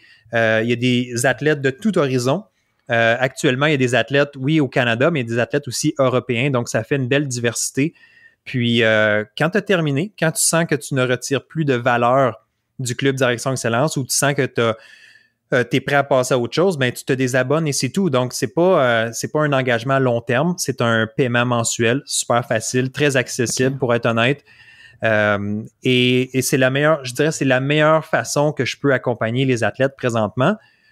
Ou sinon, bien évidemment, Jérôme, tu l'as mentionné, il y a la consultation 1 à 1, mais qui est un tout autre investissement financier et de temps. Donc, c'est pas tout le monde qui est prêt à investir cet argent-là. Ouais. Par contre, le Club Direction Excellence devient une alternative vraiment extraordinaire. De toute façon, je vois l'idée de la consultation en one-to-one. Je dis, bon, on a compris la consultation, elle va être vraiment là pour la personnalisation, pour aller chercher des objectifs qui sont, j'imagine, très précis, avec des outils qui vont être parfaitement adaptés à la personne. Là où le club Direction Excellence va être pour quelqu'un qui a peut-être besoin de se faire... Enfin, tu vas prendre par la main quelqu'un et l'amener d'un point A, un point B, un point C jusqu'à point Z, dans l'absolu ou dans l'idéal, on va dire, sans qu'elle ait besoin forcément d'aller rechercher, d'aller rechercher ce qu'il lui faut en premier exactement, etc. C'est que petit à petit, ça va l'amener d'étape en étape. Et ensuite, si cette personne-là prend conscience de certains points qu'il faudrait qu'elle développe, elle va pouvoir les développer, justement. C'est là où c'est intéressant, avec le contact qu'elle pourra avoir avec toi aussi. Tu me parlais justement, c'est ça je voulais savoir, hein, c'était des capsules vidéo. Donc, l'idée de l'abonnement est intéressante, mais est-ce que... c'est parce que chaque mois, tu vas rajouter un module, chaque mois, il va y avoir un espèce d'update qui va être fait, ou pourquoi tu as choisi un abonnement plutôt qu'une formule à tarif unique avec un accès à vie? Tout à fait. En fait, c'est drôle parce que c'est la première... on est en 2020 présentement, c'est la première édition en format abonnement mensuel. Plus tôt, c'était justement un tarif unique, les gens payaient. Maintenant, c'est que je veux vraiment que ce soit plus vu comme un accompagnement et que ce soit plus dynamique et que ce soit plus vivant comme programme ou comme communauté. Il y a un gros accent qui est mis sur la communauté, donc s'entraider entre athlètes, se supporter. Évidemment, il y a du contenu qui est ajouté aussi de façon régulière, donc des nouvelles formations, des nouveaux modules, des nouvelles leçons. Je suis là pour répondre aux questions, je suis là pour être en direct avec les gens. Donc, il y a beaucoup plus. En fait, c'est ça que j'essaie d'expliquer, c'est que c'est beaucoup plus qu'un simple cours en ligne. C'est une expérience, c'est un accompagnement. C'est pas de la consultation individuelle, faut que ça soit clair, mais tu vas aller chercher beaucoup à travers ce programme-là. Et évidemment, les gens qui me font des suggestions, qui aimeraient entendre parler de tel sujet, de telle thématique, mais moi, je suis très attentif à ma communauté et je vais créer des choses spécifiques pour eux. Donc, Jérôme, si tu étais dans le club Direction Excellence et tu me disais, Jonathan, j'aimerais ça avoir des stratégies pour améliorer le dépassement de soi. Des fois, j'ai tendance à relâcher les efforts, etc. J'ai rien trouvé dans la plateforme. Est-ce que tu peux préparer quelque chose? Bien, évidemment, peut-être que là, je vais changer un peu ma stratégie pour mon prochain contenu et je vais dire, OK, je vais bâtir une nouvelle formation ou une mini-formation ou juste une vidéo sur ce sujet-là. Et comme ça, je vais m'assurer de répondre à Jérôme, je vais m'assurer d'offrir ça, évidemment, à l'ensemble de tous les membres. Donc, c'est vraiment dynamique, c'est vraiment vivant et c'est quelque chose où est-ce que je me vois, je vais le dire en bon français, triper avec les participants, avec les membres. Les membres sont motivants, sont inspirants et c'est une belle communauté. Puis, j'ai eu des très beaux succès par le passé avec les différentes cohortes que j'ai fait. Je suis rendu à au-delà d'une centaine de participants qui ont passé là, dans le programme. C'est des gens qui ont été engagés, qui ont investi en eux, qui ont investi du temps, mais qui ont eu des beaux résultats en retour. Alors, j'espère que cette formule-là, qui est plus accessible, donc dans un paiement mensuel, j'espère pouvoir accueillir plus de gens. Puis, c'est ça qui va faire que ça va être une expérience intéressante, dynamique, pertinente pour tout le monde. Parfait. Bon, tu me laisseras le lien de la page d'inscription, de la page de présentation que je mettrai dans les notes directement de l'épisode. Tout à fait. C'est super simple. En fait, c'est directionexcellence.com. Ouais, donc, bon. direction ou www, on devrait dire, là, ouais. Mais www.directionexcellence.com. C'est super simple. Ok, effectivement, c'est très simple. Je laisserai le lien dans les notes. C'était hyper intéressant. J'ai appris énormément de choses. Je pense qu'on a couvert quand même beaucoup de thématiques et de sujets. J'ai pour habitude de terminer ces podcasts avec 3 questions de fin. La première question, quel est le premier conseil que tu donnerais à quelqu'un qui voudrait se préparer à une épreuve? Première chose, qu'est-ce que tu lui dis? Première chose, wow. En fait, c'est qu'il y a beaucoup de choses qu'on peut mettre en place, mais je dirais, écoute, quelqu'un qui veut se préparer pour une compétition, pour une épreuve, une des choses qui est fondamentale, sur laquelle je vais revenir avec tout le monde, on en a parlé un petit peu aujourd'hui durant le podcast, mais c'est la respiration. L'importance de maîtriser sa respiration. Je dirais de la comprendre et de savoir comment l'utiliser à son avantage. C'est un outil, évidemment, qui paraît simple, qui, encore une fois, qui a de l'air... On prend ça pour acquis, hein, la respiration, mais c'est extrêmement puissant quand on la comprend mieux, quand on la pratique de façon intentionnelle et qu'on sait comment on va s'en servir le jour de la compétition. Alors, je ne peux pas l'expliquer en détail parce qu'on arrive à la fin de l'épisode, mais peut-être qu'éventuellement, on pourra s'en reparler dans le cadre d'une autre collaboration ensemble. Mais la respiration, je dirais, de porter attention, de pratiquer, de s'informer, juste d'aller regarder sur Internet, de fouiller, d'aller chercher c'est quoi la respiration abdominale. Disons qu'on commence avec ça, c'est la base. Bien, parfait, éduque-toi, pratique-toi et je te garantis que c'est un outil très, très puissant pour t'aider le jour de la compétition. Et au-delà de ce que tu dis, rien que pour la santé, bien oxygéner les muscles, les organes, le cerveau, effectivement, et même pour la posture, la respiration est extrêmement importante. Je conseille aussi, moi, dans mes consultations, tu vois, je suis pas préparateur mental et pourtant je parle très souvent du diaphragme, de la respiration, de comment bien respirer, que c'est un petit peu la base de tout. On développera pas davantage, mais je te rejoins entièrement sur ce point. Deuxième question, est-ce que tu as eu un modèle ou un mentor, toi, dans ton parcours et que tu voudrais peut-être remercier ou en tout cas faire un petit coucou ici? Ben, en fait, je te dirais que les gens que j'ai appréciés le plus, c'est les gens qui m'ont enseigné à l'université parce que c'était des professeurs, oui, qui nous enseignaient en classe, mais c'était souvent aussi des gens du terrain. Donc, des gens qui étaient en train de travailler avec des athlètes, qui accompagnaient des équipes au niveau olympique, etc. Donc, c'est des gens qui avaient beaucoup du bagage, des expériences à partager. Alors, je te dirais que c'est plus ces personnes-là qui m'ont inspiré ou sinon, il y a différents collègues là, qui font d'excellent travail. Là. Je vais me concentrer au Canada, du moins là, pour l'instant. Des gens qui peuvent être... des gens que j'ai côtoyés, des gens, en fait, qu'on a des discussions ensemble. Donc, c'est le fun quand on est capable d'avoir aussi une communauté de pratique, donc d'avoir d'autres personnes dans notre domaine, au lieu de se voir comme des compétiteurs, mais de se voir plus comme s'entraider puis faire grandir notre profession. Je dirais que je pourrais remercier Jean-François Ménard, qui est excellent en ce sens-là, à regrouper les gens, à bâtir une équipe, puis tout le monde repousser nos propres limites. Donc, Jean-François qui accompagne déjà des athlètes olympiens, qui est très présent. Je te dirais que c'est un beau modèle à suivre. Et enfin, troisième et dernière question, est-ce qu'il y a un livre qui t'a particulièrement marqué et que tu recommandes souvent?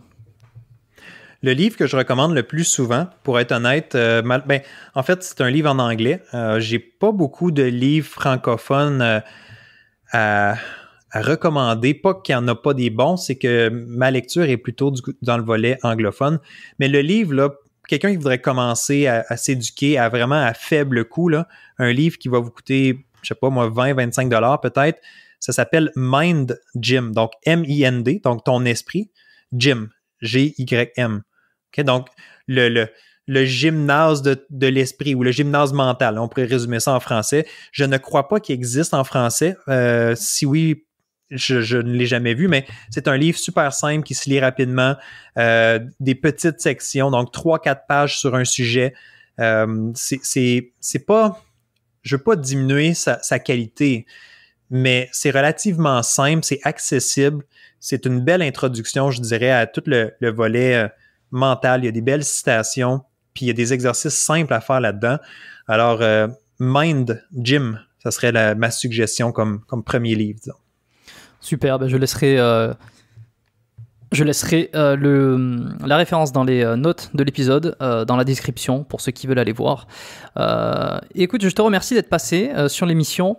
Petite dernière chose, si les gens, au-delà du Club Direction Excellence, ils veulent te retrouver, que ce soit sur les réseaux, ils veulent en savoir un peu plus sur toi, ou suivre ton actualité, par exemple, où c'est qu'ils peuvent se rendre? En fait, si vous connaissez mon nom, qui est Jonathan Lelièvre, vous ajoutez .com et vous allez tomber sur mon site web. Donc, jonathanlelièvre.com. Ça, c'est mon site web. Toutes les informations sont là. Mais évidemment, je suis présent aussi sur les médias sociaux, Facebook, Instagram. Sans toutes les nommer, on pourra mettre les informations dans les notes de l'épisode, effectivement.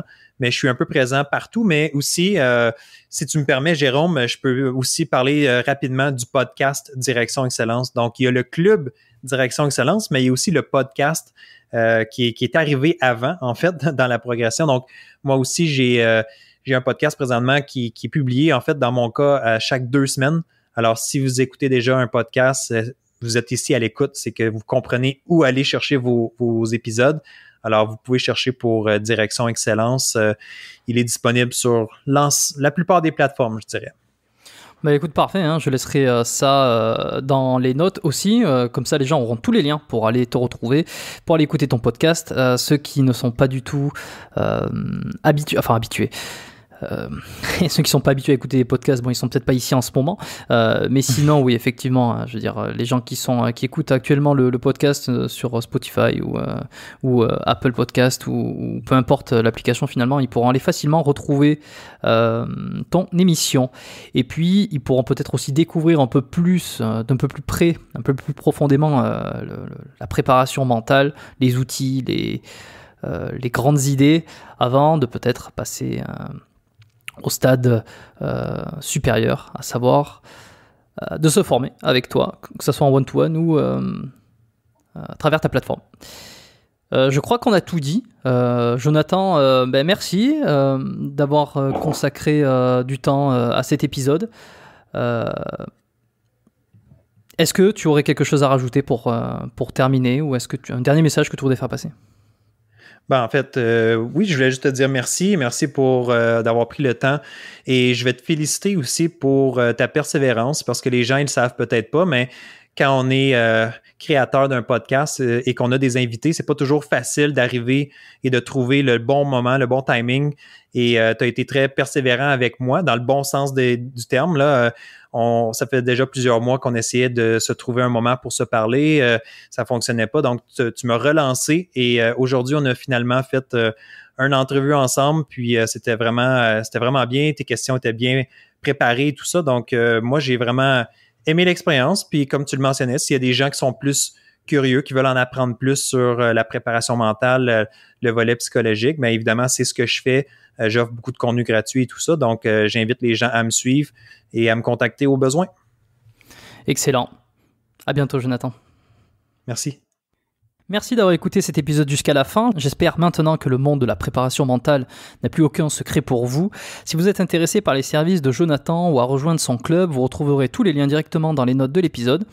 Partagez cet épisode à un ami sportif à qui cet entretien pourrait aider pour justement passer un cap dans ses résultats sportifs. Si vous souhaitez me soutenir et aussi soutenir le podcast Biomécanique, je vous encourage à me laisser une petite évaluation de 5 étoiles sur iTunes ou l'application Apple Podcast sur iPhone. Si vous n'avez pas d'iPhone, vous pouvez essayer de voir s'il y a des gens autour de vous qui ont un iPhone pour pouvoir y laisser une petite évaluation. Ça m'aide plus que vous le pensez à faire connaître l'émission et à continuer de rentrer en contact avec tous ces athlètes, tous ces spécialistes pour qu'ils nous partagent leur savoir et qui nous révèlent le secret de leur réussite. Pour recevoir mes conseils et astuces d'ostéo pour vous aider à être mieux équilibré, en meilleure santé et plus efficace dans votre sport, un seul endroit, biomechaniquepodcast.com/lettres. C'est le premier lien dans les notes, l'inscription est gratuite, profitez-en. Il est temps pour moi d'aller au sport, je vous souhaite une excellente journée à tous, on se retrouve très très vite dans un nouvel épisode du podcast Biomécanique. Ciao.